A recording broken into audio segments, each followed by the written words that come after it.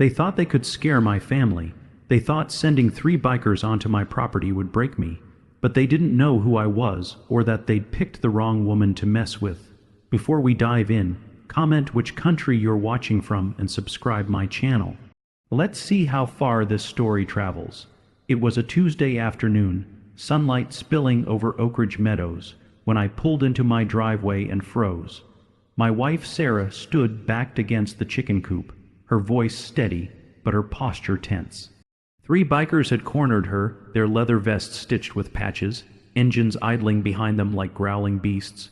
One leaned too close, grinning through yellowed teeth. I killed the truck's engine and stepped out, every muscle remembering the weight of combat gear I hadn't worn in years. My boots hit the gravel and the leader spun toward me. "We have business."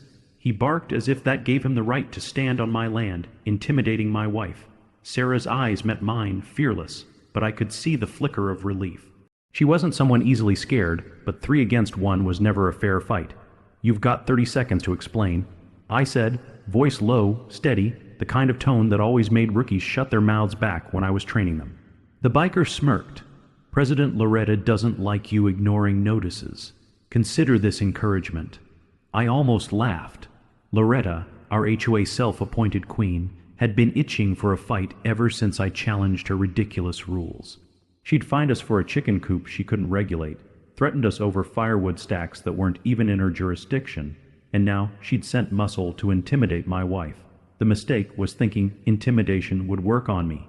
3 minutes, I told them calmly, and you'll regret not leaving now. The leader sneered, mistaking restraint for weakness. He cracked his knuckles and took a step closer to Sarah. That was his last mistake. If you're enjoying this HOA story so far, like and subscribe because the story is only going to get better. The air shifted the second that biker leaned closer to Sarah. My body moved before my brain caught up, years of training flashing back like it was yesterday.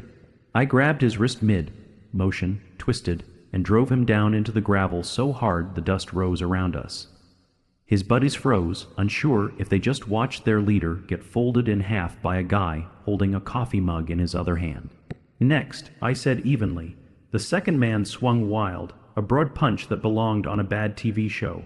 I ducked under, hooked his arm, and used his own weight to launch him straight into the chicken coop fence. The hens clucked like alarm bells, feathers flying. Sarah actually smirked at that one. The last one hesitated, engine revving on his bike like maybe intimidation would suddenly work where fists hadn't. I walked right up to him, grabbed the handlebars, and yanked. The bike toppled sideways, pinning his leg beneath the chrome and steel. He howled, kicking uselessly as I crouched over him. "Tell your boss," I said quietly. "Next time she wants a message delivered, she better send a letter, because if she sends men to threaten my wife again, she won't get them back in one piece." By now, the other 2 were scrambling, groaning, clutching bruises, and begging me to stop. One actually stammered, "We didn't sign up for this, man.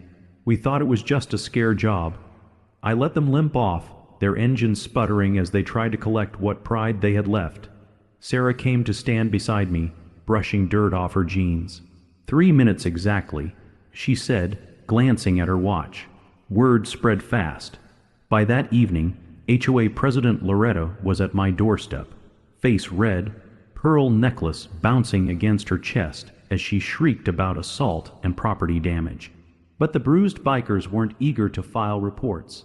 They'd been too humiliated, and I had every second recorded on my security cameras.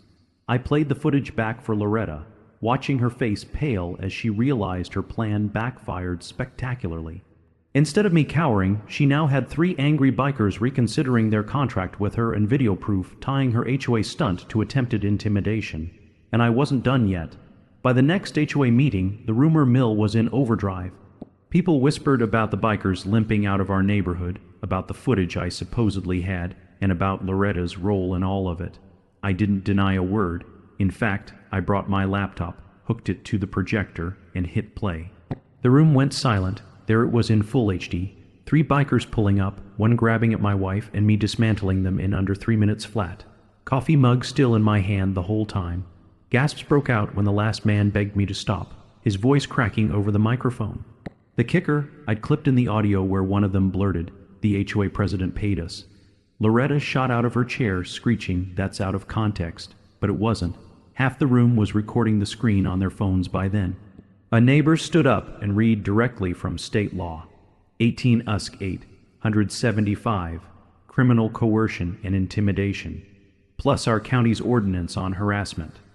Loretta had just turned the HOA into her personal mafia, and everyone knew it. The bikers themselves cut a deal. 2 of them showed up at the sheriff's office the next day, bruised and humbled, flipping on Loretta in exchange for lighter charges.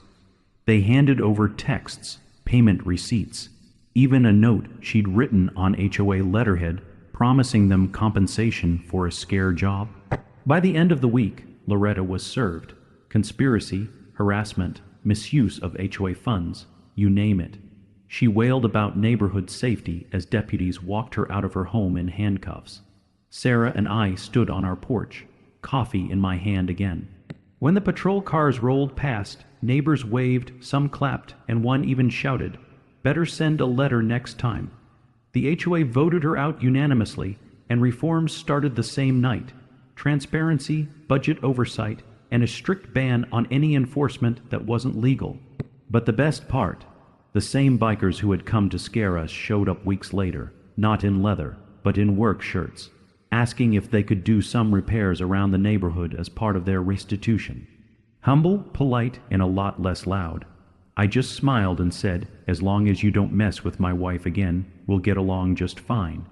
Sometimes HOA presidents think they run the neighborhood. Loretta thought she ran an army. She forgot some of us fight back harder than she could ever imagine.